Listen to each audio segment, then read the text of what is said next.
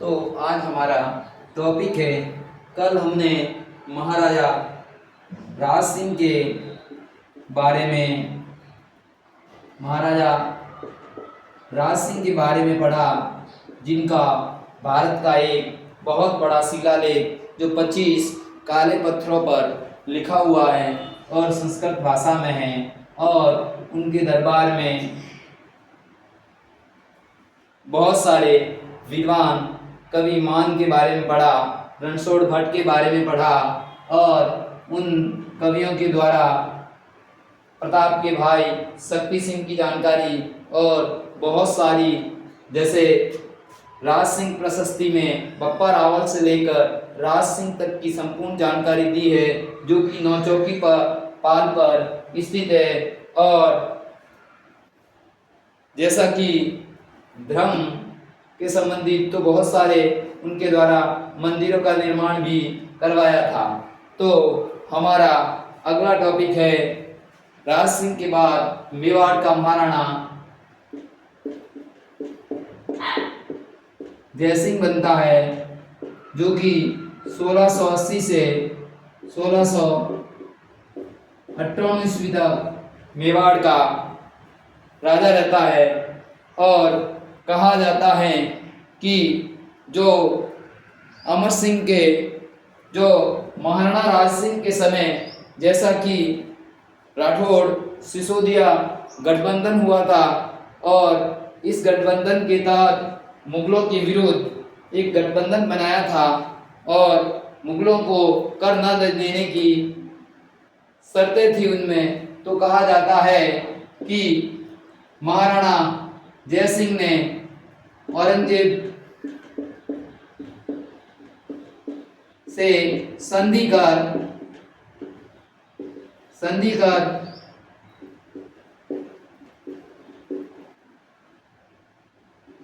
जो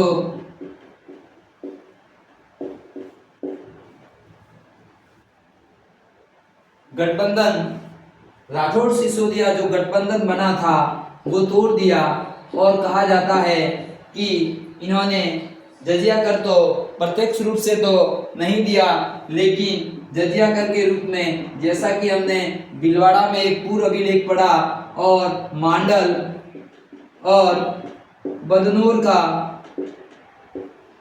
क्षेत्र जजिया कर के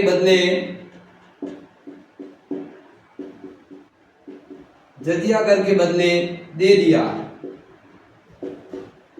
तो इस प्रकार राठौड़ सिसोदिया जो गठबंधन था वह टूट गया, और कहा जाता है कि ये प्रज्ञे उनको दे दिया। और कहा जाता है कि उनके द्वारा कुछ निर्माण कार्य करवाए गए। 1687 ईस्वी में जैसमंद झील जो वर्तमान में एक नया जिला बना सलूमर में स्थित है, और कहा जा सकता है कि राजस्थान की सबसे बड़ी मीठे पानी की कृत्रिम झील और भारत की दूसरी मीठे पानी की सबसे बड़ी सेकंड झील, इनको गोविंद सागर के बाद माना जाता है। और कहा जाता है कि बेहद खूबसूरत जैसमंद झील, जहाँ पर ये 60 टापू है, बीच में 60 टापू बने हुए हैं। कहा जाता है उनमें से 3 टापू तो बिल्कुल निर्जन है, और 4 टापू है वहाँ आदिवासी समुदाय के लोग रहते हैं। आदिवासी समुदाय के मीणा, भील, ये आदिवासी समुदाय के लोग इन 4 टापुओं पर रहते हैं। तो सबसे जो बड़ा टापू है उसका नाम बाबा का भांगड़ा, और सबसे छोटा टापू जिसका नाम प्यारी है। और कहा जाता है कि जैसमंद झील के किनारे बेहद सूरत और बेहद खूब अच्छा एक शिव मंदिर जिनको हम नर्मदेश्वर महादेव का मंदिर जयसिंह द्वारा निर्माण करवाया गया। और जैसा कि इनकी रानी कोमल देवी उर्फ रूठी रानी, जिनके नाम से बेहद खूबसूरत जैसमंद के पास रूठी रानी का महल बनवाया। जैसा कि एक रूठी रानी मालदेव की पत्नी रावणकर्ण की बेटी, जो कि आजीवन तारागढ़ जो अजमेर दुर्ग में रही, तो ये रूठी रानी मेवाड़ की जयसिंह की पत्नी थी। तो इस प्रकार इनके द्वारा ये निर्माण कार्य करवाया गया। और इनके पश्चात तो जयसिंह के बारे में 1680 से 51 तक इनका कार्यकाल है। राठौड़ सिसोदिया जो गठबंधन था उनसे अलग हो गए और संधि कर ली और जजिया कर के बदले मांडल, बदनौर और पूर का क्षेत्र औरंगजेब को दे दिया। और जैसमंद झील का निर्माण, जहां पर बेहद खूबसूरत 7 टापू है, जिसमें आदिवासी समुदाय के 4 टापू पर लोग, भील, मीना आदि लोग रहते हैं। सबसे बड़ा टापू है बाबा का भांगड़ा, सबसे छोटा प्यारी। और जैसमंद झील के जस्ट पास नर्मदेश्वर महादेव का मंदिर उनके द्वारा बनवाया गया है। और जैसमंद झील राजस्थान की सबसे बड़ी कृत्रिम झील और भारत की सबसे दूसरे नंबर की बड़ी कृत्रिम झील है। और यहाँ जैसा कि एक बेहद खूबसूरत अपने रानी कोमल देवी और रूठी रानी के नाम से रूठी रानी का महल भी उनके द्वारा बनवाया गया। तो हम इनके बाद इनका पुत्र अमर सिंह सेकेंड, जो 1658 से 1710 तक मेवाड़ का महाराणा बनता है। और इनके समय में कोई विशेष खास योगदान तो नहीं है, लेकिन इनके समय एक अमरशाही पगड़ी का प्रचलन, तो कई बार प्रश्न आया हुआ भी है एग्जाम में कि अमरशाही पगड़ी का जो प्रचलन है वह किसके समय हुआ। तो अमर सिंह द्वितीय के समय पगड़ी का प्रचलन शुरू किया था। जैसा कि हमने पहले राठौड़ सिसोदिया गठबंधन पढ़ा, तो कहा जाता है कि यहाँ अमर सिंह सेकेंड के समय एक बड़ा समझौता होता है। उस समझौते का नाम देबारी समझौता, जो कि 1708 ईस्वी में ये समझौता मेवाड़ अमर सिंह सेकेंड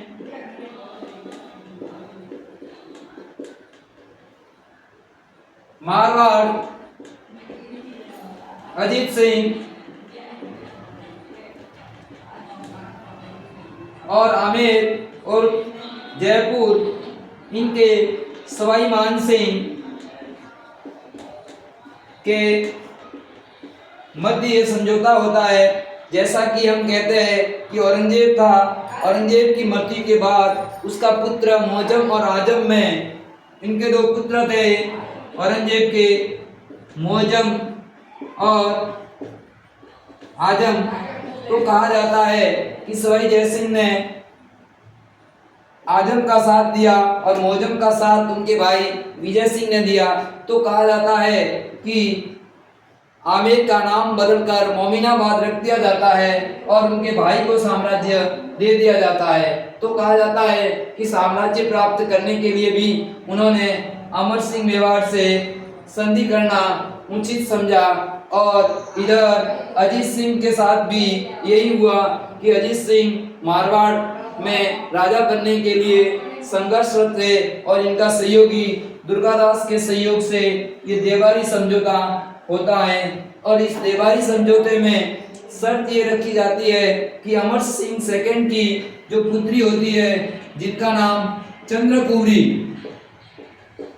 कुंवर या कुंवरी, जिनकी शर्त रखी जाती है कि इनका विवाह आमेर के राजा सवाई जयसिंह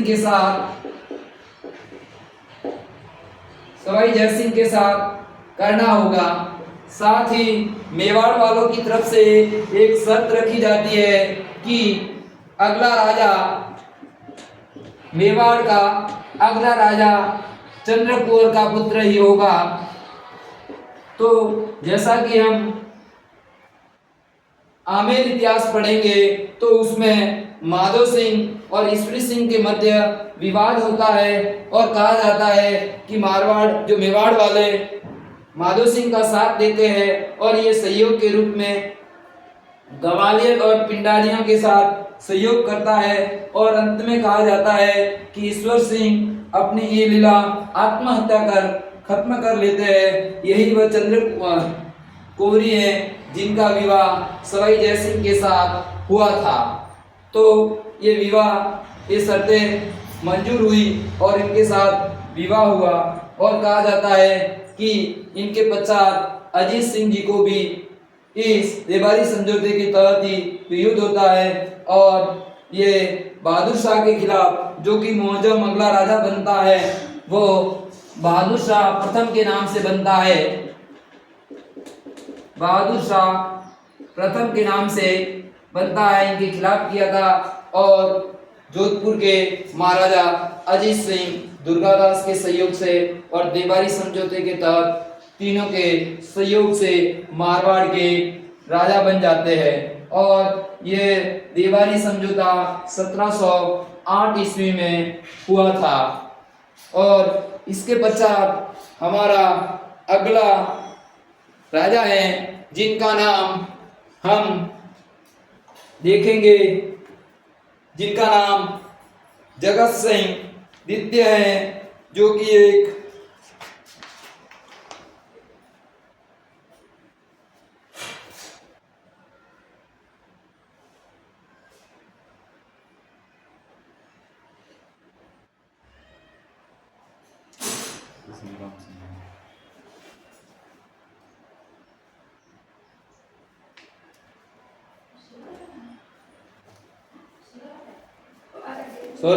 अगला राजा ये जगत सिंह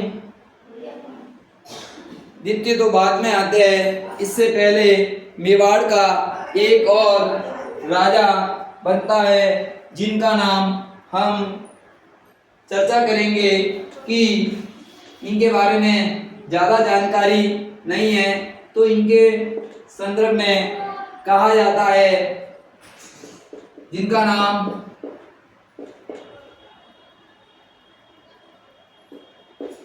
संग्राम सिंह द्वितीय, जो कि 1710 से 1734 ईस्वी तक इनके समय की एक महान उपलब्धि कह सकते हो कि उस समय कहा जाता है कि सबसे पहले राजस्थान में मराठों ने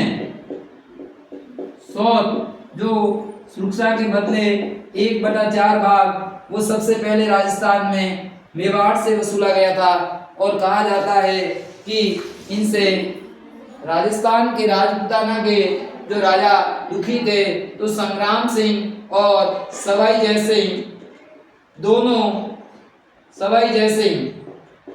दोनों मिलकर एक प्लान बनाते हैं और एक गठबंधन बनाने के लिए एक योजना बनाते हैं। और उस योजना के तहत समस्त राजपूताना के राजाओं को एक जगह एक सम्मेलन के लिए, जो कि मराठों और पिंडारियों को हराने के लिए और उनको सबक सिखाने के लिए एक आंदोलन का निर्णय लेते हैं। और ये कहा जाता है कि ये प्लान के मुताबिक हुडा में एक सम्मेलन बाद में आयोजित होता है। और कहा जाता है जब ये सम्मेलन, जो कि 17 जुलाई 1734 ईस्वी में हुआ था। तो उस समय उनकी मृत्यु हो जाती है और कहा जाता है कि इसमें मारवाड़ और आमेर के बीच अध्यक्षता को लेकर, हुडा सम्मेलन की अध्यक्षता को लेकर विवाद हो जाता है और कहा जाता है कि जो कि संग्राम सिंह के बाद अगला राजा बनता है जगत सिंह सेकंड। जगत सिंह सेकंड वो हुडा सम्मेलन की अध्यक्षता करते हैं और कहा जाता है कि वर्षा ऋतु के बाद रामपुर में हम मराठों के विरुद्ध युद्ध करेंगे, लेकिन सब राजाओं के आपसी मतभेद के कारण ये लोग एक नहीं हो पाए, ऐसा कहा जाता है। तो जैसा कि जब हुडा सम्मेलन का पूरा डिटेल से बताऊंगा, इस समय उनके बारे में राजाओं की पूरी लिस्ट बताऊंगा आपको मैं। तो ये सम्मेलन उस समय होता है और कहा जाता है कि इनके समय उदयपुर में एक बेहद खूबसूरत, जिन्हें हम सहेलियों की बाड़ी